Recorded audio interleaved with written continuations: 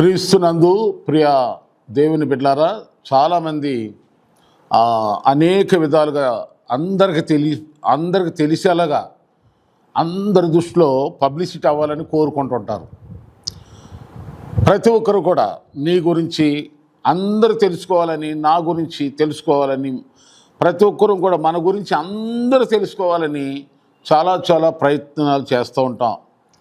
దానికి ఎన్నెన్నో విధాలుగా ప్రయాసపడుతూ ఉంటారు. అయితే బైబిల్ ప్రకారంగా మన గురించి మనం చెప్పుకోకుండా మన గురించి లోకమంతా ప్రపంచమంతా తెలియచేసేటువంటి 4 విషయాలు ఈ సందర్భంగా మనం బైబిల్లో నుండి చూద్దాం. మన గురించి అందరికీ ఏమని తెలియాలి?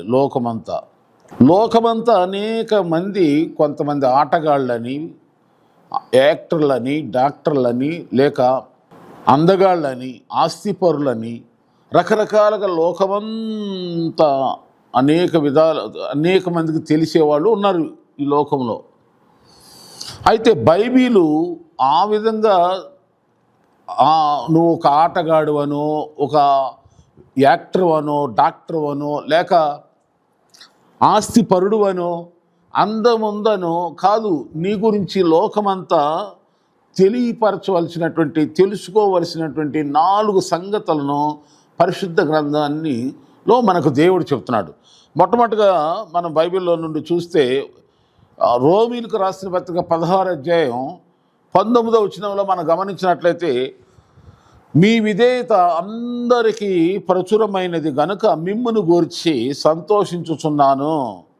మీరు మేలు విషయమై జ్ఞానులను, కీడు విషయమై నిష్కపటులై ఉండాలని కోరుచున్నాను.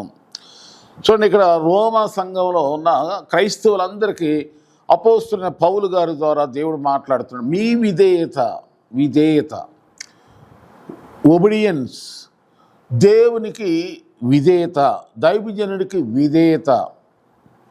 విధేయత అనేది మనలను ఎంతో ఉన్నత స్థితికి తీసుకెళ్తుంది. అందుకని విధేయత కలిగి ఉండాలి. దేవునికి విధేయత, అలాగే దైవ సన్నిధిలో దైవుని సంఘ సావాసానికి కాపరిగా ఉన్న దైవజనుడికి మనం విధేయత కలిగి ఉండాలి. మన విధేయత సంఘంలో ఉన్న వాళ్ళే కాదు, బంధువులు, స్నేహితులే కాదు, లోకమంతా తెలుసుకునేంత గొప్ప విధేయతను మనం కలిగి ఉండాలండి.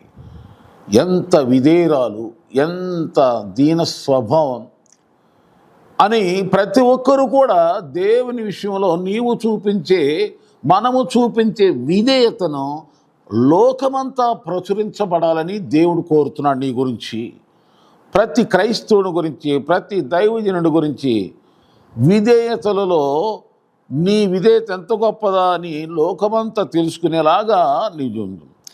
అందుకని బైబిల్లో మనం గమనించినట్లయితే ఇంకా ఇలాంటి విషయాలు మనం చూస్తే, అక్కడ చూస్తున్న ఫిలిప్పీలకు రాసిన పత్రిక 2వ అధ్యాయం 14వ వచనంలో 16వ వచనం ఏమిటంటే, మీరు మూర్ఖమైన వక్రజనము మధ్య నిరపరాధు నిష్కలంకుల అనింద్యులైన దేవుని కుమారులగునట్లు సంశయాలు మాని సమస్త కార్యాలు చేయడు. అట్టి జనము మధ్య మీరు జీవవాక్యముని చేత పట్టుకుని లోకమందు జ్యోతుల వలె కనబడుచున్నారని, అందువలన నేను వ్యర్థంగా పరిగెత్తలేదనియు, నేను పడిన కష్టం నిష్ప్రయోజనం కాలేదనియు, క్రీస్తు దినమున మీరే నాకు అతిశయము అని అంటున్నాడు పౌలు గారు. అంటే మీ చుట్టూరు వక్రజనము, రకరకాల ప్రజలు ఉన్నను, అలాంటి వాళ్ళ మధ్య మీరు నిష్కలంకులు, కలంకం లేని వాళ్ళు గాను, నిష్కలంకులు గాను, నిరపరాధులు గాను, సనుగులు సంశయాలు లేకుండా చర్చికి వెళ్దామా, ప్రార్థనకి వెళ్దామా, ఉపవాసం ఉందామా, ఇద్దామా, దేవునికి వద్దా, ఈ సంశయాలు, అనుమానాలు, సనుగుళ్ళు, గొనుగుళ్ళు లేకుండా పూర్తిగా దేవుని యొక్క వాక్యానికి విధేయత కలిగి, కట్టుబాటు కలిగి, దేవుని వాక్యం ఏం చెప్తే దానికి విధేయత చూపించి ఎప్పుడైతే మనం సాగుతూ ఉంటామో, మన చుట్టుపక్కల ఎలాంటి ప్రజలున్నా అలాంటి వాళ్ళే మన గురించి మంచి ప్రచారం చేస్తారు. ఇప్పటికి మీరు చాలా చోట్ల వింటారు, కొంతమంది కూర్చోంటారు, అమ్మో మా తెలిసిన క్రైస్తవులు ఉన్నారండి, వాళ్ళు యేసుప్రభువుని నమ్ముకున్నారు, మామూలుగా కాదు. వాళ్ళు బైబిలు దేవుడు వాళ్ళకి చెప్పినట్టు చేస్తారు. ఆ పాస్టర్ గారు వాళ్ళు వెళ్ళే సంఘ కాపరి ఆయన ఏమి బైబిల్లో చెప్తే అది పాటిస్తారు వారండి బాబు, చాలా భక్తిపరులు వాళ్ళని ఇప్పటికే చాలామంది గురించి చెప్తూ ఉంటుంటే ఎంతో సంతోషం వేస్తుంది నాకు. ప్రియ దేవుని బిడ్డలారా, విధేయత, నీవు ఈ విధేయతను మీరు కనుపరచాలి. యేసు ప్రభువారు విధేయుడు, తండ్రికి విధేయుడు. అలాగే తను నమ్మిన బిడ్డలందరూ కూడా విధేయులైన వారిగా, విధేయులైన పిల్లలుగా, విధేయులైన బిడ్డలుగా, విధేయత కలిగిన వారు దేవునికి ముద్దు బిడ్డలు అవుతారు. కనుక మీ విధేయత లోకమంతా అందరికీ ప్రచురం అవ్వాలి, తెలియాలి. ఏమండి, తర్వాత మనం ఇక్కడ ఇంకా మనం గమనించినట్లయితే కొన్ని విషయాలు ఇంకా రోమీలకు రాసిన 16:17 వచనం 18-20 వచనం కూడా మనం చదివినట్లయితే, మీరు నేర్చుకుని బోధకు వ్యతిరేకంగా భేదాలు ఆటంకాలు కలగజేసేటువంటి వాళ్ళని కనిపెట్టి వాళ్ళ నుండి దూరంగా తొలగిపోవటం కూడా విధేయతే. కొంతమంది మేము చాలా విధేయులు అండి, మేము చాలా తగ్గించుకున్నాం, దేవుడు అంటే మాకు చాలా ఇష్టం, కానీ వాళ్ళు ఎవరో మరి వ్యతిరేకంగా మాట్లాడారు, అలా అంటున్నారు, వీళ్ళు అంటున్నారు అని చెప్పి వీళ్ళ మాటలను వినేసి మళ్ళీ మీ విధేయతని, మీ మంచితనం, మన భక్తి జీవితాన్ని పాడు చేసుకోకూడదు. దేవునికి విధేయత చూపాం, రక్షణ పొందాం, బాప్తిసం పొందాం, దేవుని సన్నిధికి వెళ్తున్నాం. చేసే దేవుడు ఆయన తప్ప మరో దేవుడు లేడు, ఆయన కొరకు జీవిస్తామని చెప్పి మనం దేవునికి అంకితం చేసుకున్నాం, రక్షించబడ్డాం, సంఘ సహవాసంలోకి వెళ్ళి కట్టుబడి ఉన్నాం.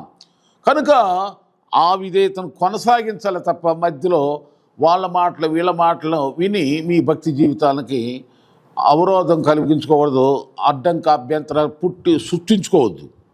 కనుక దేవుని బిడ్డలారా, మన గురించి లోకమంతా తెలియవలసిన మొదటి విషయం ఏంటంటే విధేయత, దైవికమైన విధేయత.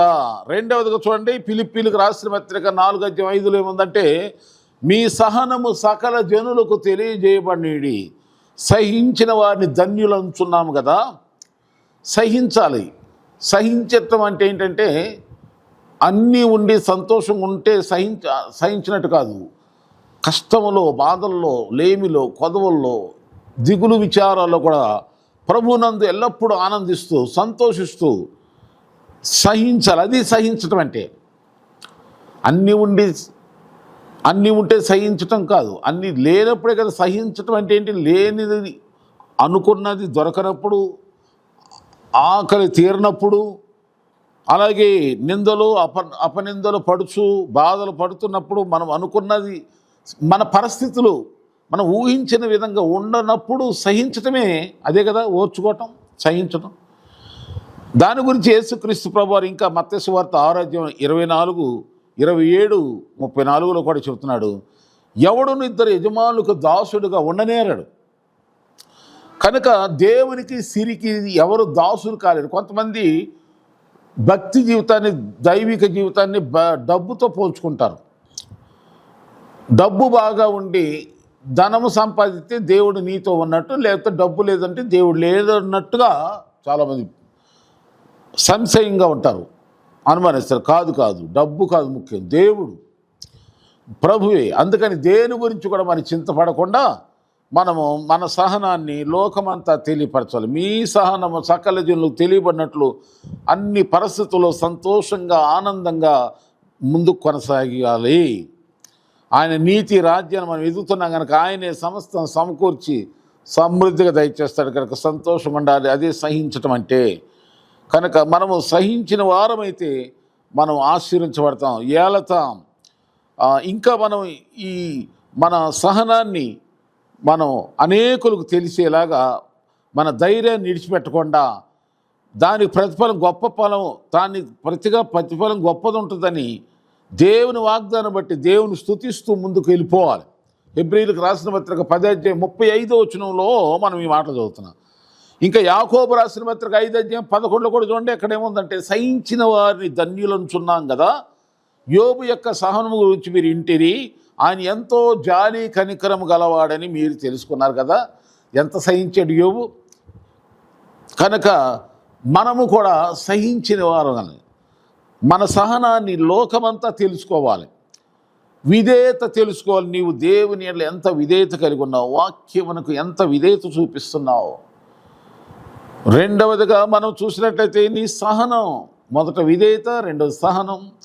ఇక మూడవదిగా చూడండి, రోమీలకు రాసిన పత్రిక 1:3, రోమీలకు రాసిన పత్రిక 1:3 ఏముందంటే మీ విశ్వాసం సర్వలోకము ప్రచురము చేయబడు చుండుటను బట్టి మొదట మీ అందరి నిమిత్తం యేసుక్రీస్తు ద్వారా నా దేవునికి కృతజ్ఞత స్తుతులు చెల్లించుచున్నాను. రోమీలకు రాసిన పత్రిక 1:8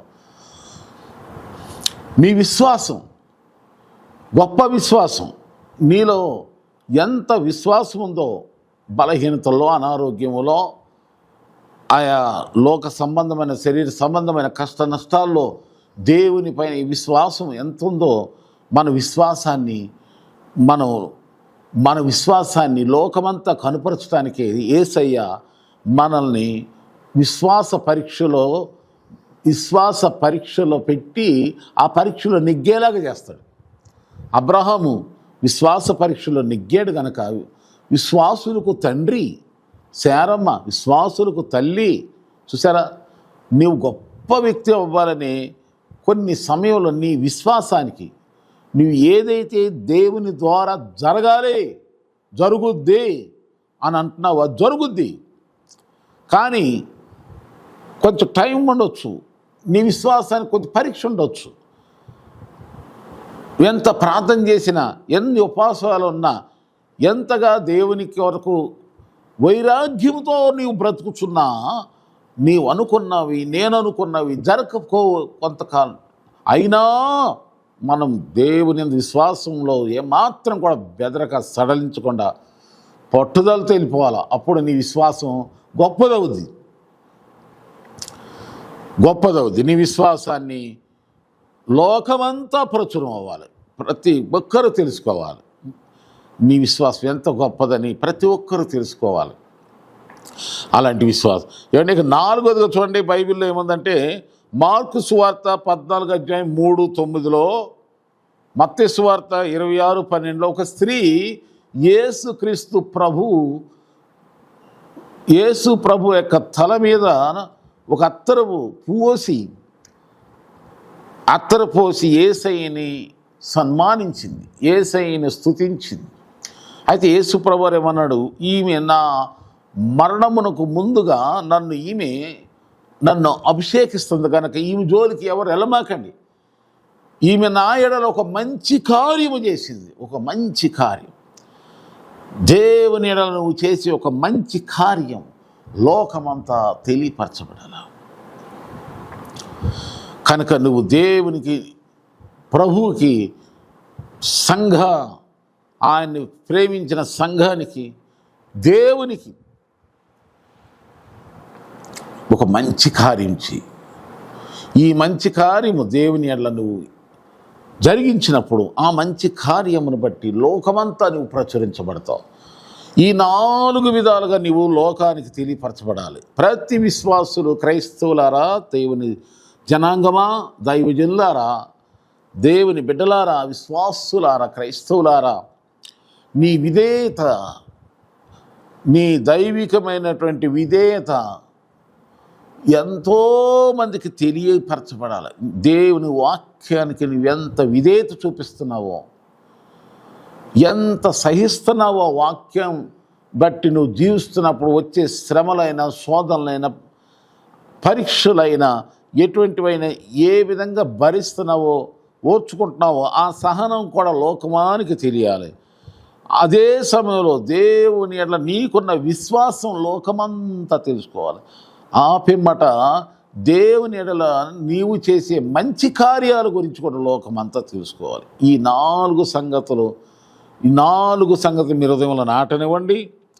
ఈ 4 విధాలుగానే ప్రతి క్రైస్తవుడు లోకమంతా ప్రచురించబడాలి. బంధువుల్లో, స్నేహితుల్లో, బస్తీలో, సకల గ్రామాల్లో, పట్టణాల్లో, ప్రతి చోట నీ పేరెత్తితే చాలు. ఈ 4 విషయాలు, నీ 4 విషయాలలో నీవు గొప్పదానివని నీ గురించి లోకమంతా సకల ప్రజలకు తెలియపరచబడినవారు. అప్పుడే దేవునికి మహిమ, నీకు ఆశీర్వాదం, నీ పేరు తరతరాలు శాశ్వత కాలం. దేవుడు ఇహమందు పరమందు కూడా నీ పేరుని హెచ్చిస్తాడు. నీ కుటుంబాన్ని, నిన్ను దేవుడు బహుగా గొప్ప చేసి ఘనపరుస్తాడు. ఈ 4 అనుభవాలు నీ గురించి, నీ ఇంట బయట బంధు జనాంగం, నీవు నివసిస్తున్న ప్రజల ఎదుట, మధ్యలో సంఘములో సకల ప్రజల ఎదుట నీ గురించి ఈ 4 అనుభవాల గురించి సాక్ష్యం ఇస్తున్నారా? చెప్తున్నారా? ప్రశ్నించుకోండి, పరీక్షించుకోండి. అలాంటి మీ గొప్పతనాన్ని లోకమంతా కనుపరచి దేవుని మహింపరచండి. దేవుడు మిమ్మల్ని అంతకంతకు బహుగా దీవించి వర్ధల చేసి ఆశ్రయించును గాక. ఆమేన్.